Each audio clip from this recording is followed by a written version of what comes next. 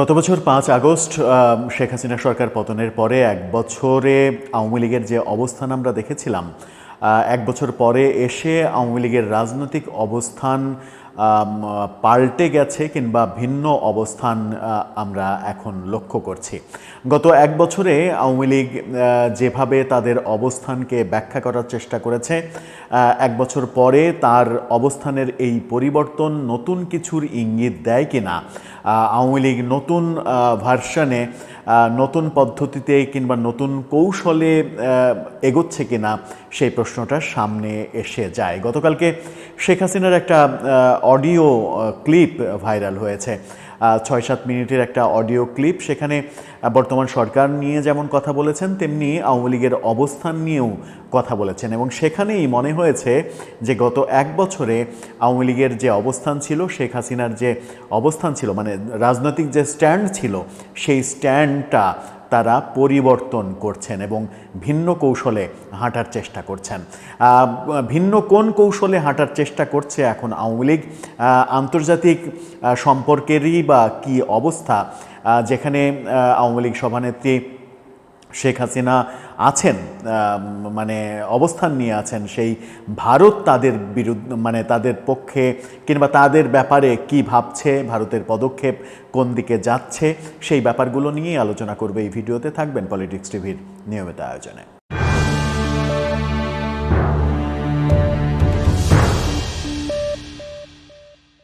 দর্শক, বলছিলাম গত বছর ৫ আগস্ট সরকার পরিবর্তনের পরে আওয়ামী লীগের যে স্ট্যান্ড আমরা দেখেছি, স্ট্যান্ডটা কি দেখেছি?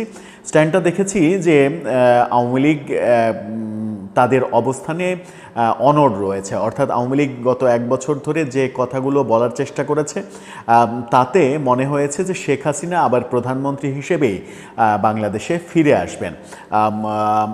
কিছু কিছু ব্যত্যয় ঘটেছে, সেই ব্যত্যয়টা একটা সময়ের পরিপ্রেক্ষিতে সেই ব্যত্যয়গুলো তারা মানে ঠিকঠাক করে নিতে পারবেন এবং ঠিকঠাক করে শেখ হাসিনা আবার বীরের বেশে প্রধানমন্ত্রী হিসেবেই বসবেন চেয়ারে এসে। সেই অবস্থানটাই আমরা মূলত আওয়ামী লীগের গত এক বছরে দেখেছি এবং সেভাবেই তারা কথাবার্তা বলেছেন। সে ধরনের চেষ্টাও আমরা দেখেছি আন্তর্জাতিকভাবে, সেরকম চেষ্টা যেমন দেখেছি, তেমনি ভারতীয় গণমাধ্যমের সেই ধরনের প্রচারও আমরা দেখেছি। ভারতীয় গণমাধ্যম বিশেষ করে গত বছরটা তো পুরোই, গত বছরটা আগস্টের ৫ তারিখে সরকার পতনের পরে পুরো বছরটাই এবছরের শুরু পর্যন্ত মানে একাধারে আওয়ামী লীগ এবং শেখ হাসিনা সম্পর্কে যে ধরনের খবর তারা পরিবেশন করার চেষ্টা করেছে, সেই খবরগুলোর মোদ্দা কথা যেটা ছিল সেটা হচ্ছে যে বিভিন্ন স্টেক হোল্ডার, মানে আন্তর্জাতিক বিভিন্ন স্টেক হোল্ডারের সহযোগিতায় শেখ হাসিনা আবার রাষ্ট্র ক্ষমতায় এসে বসবেন, প্রধানমন্ত্রী হিসেবেই ফিরবেন এবং আওয়ামী লীগের নেতারা শেখ হাসিনাকে মাননীয় প্রধানমন্ত্রী হিসেবেই সম্বোধন করে আসছিলেন, তেমনটাও আমরা দেখছিলাম। এই যে মাননীয় প্রধানমন্ত্রী হিসেবে সম্বোধন করা এবং এক ধরনের চেষ্টা করা এবং প্রত্যাশা করা যে তিনি প্রধানমন্ত্রী হিসেবেই ফিরবেন, প্রধানমন্ত্রী মানে প্রফেসর ইউনূস যে রাষ্ট্র ক্ষমতায় এসেছেন সেটাকে জোর করে রাষ্ট্র ক্ষমতায় এসেছে, আওয়ামী লীগের বিরুদ্ধে ষড়যন্ত্র হয়েছে, সেই ষড়যন্ত্রে আন্তর্জাতিক স্টেক হোল্ডাররা ছিল, আমেরিকার ডিপ স্টেটের ষড়যন্ত্রে এটা হয়েছে, সেখানে আইএসআই ইনভলভ ছিল, প্রচুর টাকা, কোটি কোটি মিলিয়ন এখানে ইনভেস্ট করা হয়েছে। আমেরিকান যে এনজিও ইউএসএইড বাংলাদেশে একটা বড় ফান্ডিং করেছে, যেটা ডোনাল্ড ট্রাম্প নিজে স্বীকার করেছেন। এই ব্যাপারগুলো প্রচার করে এক ধরনের পরিস্থিতি তৈরি করার চেষ্টা করেছে গত এক বছর ধরে আওয়ামী লীগ, যে আওয়ামী লীগের এই যে পতনটা সেটা তাদের ব্যর্থতার জন্য পতন হয়নি, মূলত আন্তর্জাতিক, দেশীয় এবং আন্তর্জাতিক ষড়যন্ত্রের কারণেই এটা হয়েছে। এবং শেষ মুহূর্তে সেনাবাহিনীর যে অবস্থান, বিশেষ করে আগস্টের ৩ তারিখে এসে সেনাবাহিনীর যে অবস্থান, সেনাবাহিনী যে ইউটার্ন করে ফেলল, সরকারের পক্ষে অবস্থান নেয়নি, ছাত্র জনতার পক্ষে অবস্থান নিয়েছে, সেটার মধ্যেও আওয়ামী লীগের লোকজন এক ধরনের ষড়যন্ত্র এবং সেনাপ্রধান ওয়াকারুজ্জামানকে নানাভাবে দোষারোপ করার চেষ্টা করে আসছেন, সেটা আমরা দেখেছি। কিন্তু এক বছর পরে যেটা ঘটলো, যে কথাটা মূলত বলতে চাই, সেটা হচ্ছে গতকালকে শেখ হাসিনা শেখ হাসিনার যে অডিও বার্তা আমরা শুনলাম, যে অডিও বার্তা সামাজিক যোগাযোগ মাধ্যমে আসলো, সেখানে তিনি একটা পর্যায়ে বললেন, যদিও আমি এখনও বাংলাদেশের বৈধ প্রধানমন্ত্রী, এটা বললেন বটে, কিন্তু মূল যে কথাটা বললেন সেটা হচ্ছে যে এই সরকারের তিনি বিদায় চাইলেন, এই সরকারের বিদায় হয়ে নতুন একটা তত্ত্বাবধায়ক সরকার চাইলেন, যে নতুন একটা তত্ত্বাবধায়ক সরকার আসবে, এই সরকারকে বিদায় করতে হবে। নতুন একটা তত্ত্বাবধায়ক সরকার এসে তারা অবাধ, সুষ্ঠু এবং অন্তর্ভুক্তিমূলক নির্বাচন করবে এবং সেই নির্বাচনে আওয়ামী লীগ অংশগ্রহণ করবে। এই যে নির্বাচন চাওয়া, এই নির্বাচন চাওয়ার মাধ্যমেই যেটা স্পষ্ট হয় সেটা হচ্ছে যে আওয়ামী লীগ তার 1 বছর আগে যে পতনটা, 1 বছর পরে এসে সেই পতনটা তারা মেনে নিল, যে তাদের পতন হয়েছে। তারা যেহেতু একেবারে স্বয়ং শেখ হাসিনা যেহেতু বলছেন যে নির্বাচন চান এবং সেটা তত্ত্বাবধায়ক সরকারের অধীনে, বর্তমান প্রফেসর ইউনূস সরকারের অধীনে নয়, এই সরকারকে বিদায় নিতে হবে। এই সরকার বিদায় নিয়ে নতুন আরেকটা তত্ত্বাবধায়ক এবং নিরপেক্ষ সরকার আসবে, যারা নিরপেক্ষভাবে একটা নির্বাচন করবে, যে নির্বাচনে জনগণ সিদ্ধান্ত নেবে যে তারা কাকে পছন্দ করে এবং সেই নির্বাচনে আওয়ামী লীগ অংশগ্রহণ করতে চায়। তার মানে ব্যাপারটা কি দাঁড়ালো?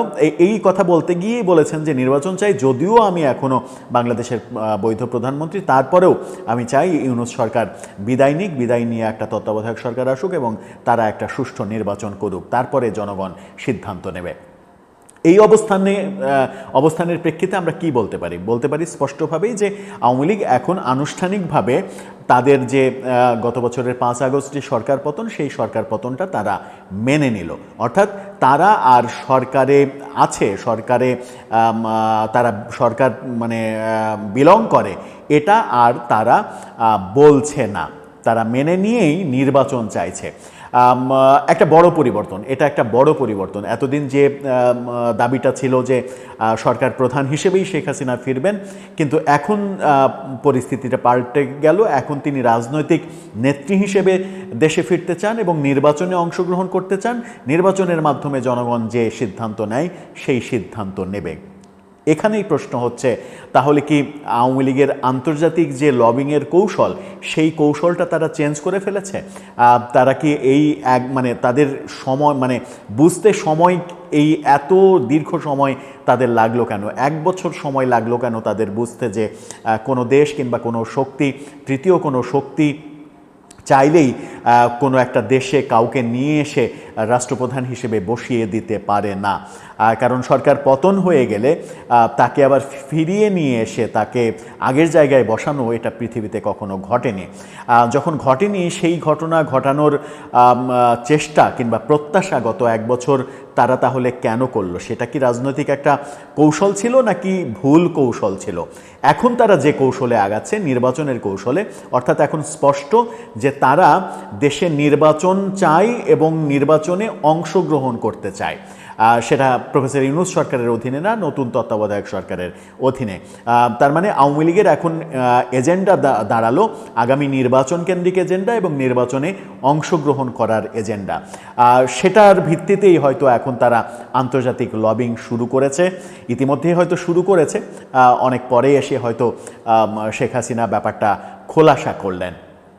এরকম পরিস্থিতিতে যেটা ঘটতে পারে সেটা হচ্ছে যে বর্তমান সরকারের উপরে একটা আন্তর্জাতিক চাপ সৃষ্টি করা। যদি সত্যি সত্যি আন্তর্জাতিক চাপ সৃষ্টি হয় যে আওয়ামী লীগের যারা অপরাধী তাদের, মানে চাপটা এইরকম হতে পারে যে আওয়ামী লীগের যারা অপরাধী তাদের আপনি বিচার করেন, তাদের বিচার চলুক, কিন্তু দল হিসেবে আওয়ামী লীগের গণতান্ত্রিক অধিকার রয়েছে নির্বাচনে অংশগ্রহণ করা এবং রাজনীতি করা।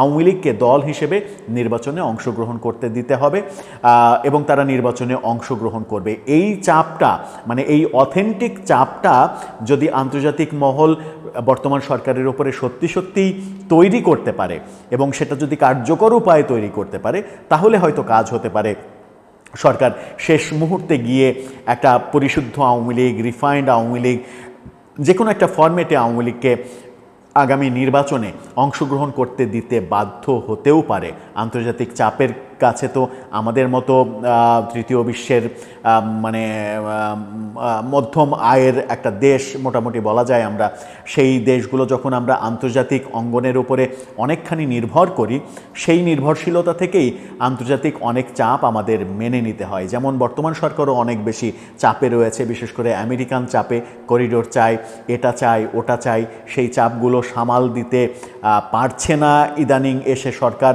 এমনটাও মনে হচ্ছে। পারছে না বলেই দ্রুত নির্বাচন দিয়ে তাদেরকে সরে যাওয়ার ফর্মুলা আমেরিকা দিয়েছে, এমন আলোচনা অনেক দিকে শোনা যায়। কি হচ্ছে সেটা সময়ই বলে দেবে। তবে আওয়ামী লীগ যেহেতু এখন ভিন্ন প্রেক্ষাপটে নিজেদের রাজনৈতিক অবস্থান জানান দিল, এখন তাহলে আলোচনার বিষয় এটাই হতে পারে যে আগামী নির্বাচনে আওয়ামী লীগ অংশগ্রহণ করতে পারছে কি না। দর্শক, আপনার কি মনে হয়, এই সরকার কি সত্যিই আগামী নির্বাচনে অংশগ্রহণ করতে দেবে কোনো চাপের কাছে নতি স্বীকার করে? আমার তরফ থেকে যদি শুনতে চান যে আপনার মতামত কি, যে আওয়ামী লীগকে এই সরকার কি আগামী নির্বাচনে অংশগ্রহণ করতে দেবে, আমার মতামত হচ্ছে এই সরকার থাকাকালীন সময়ে আওয়ামী লীগকে কখনোই কোনো অবস্থাতেই কোনো চাপে নতি স্বীকার করেই অংশগ্রহণ করতে দেবে না। আমার মতামতের সঙ্গে যদি আপনার মতামত মিলে যায় কিংবা না মিলুক, আপনার মতামত জানিয়ে লিখতে পারেন আমাদের কমেন্ট বক্সে।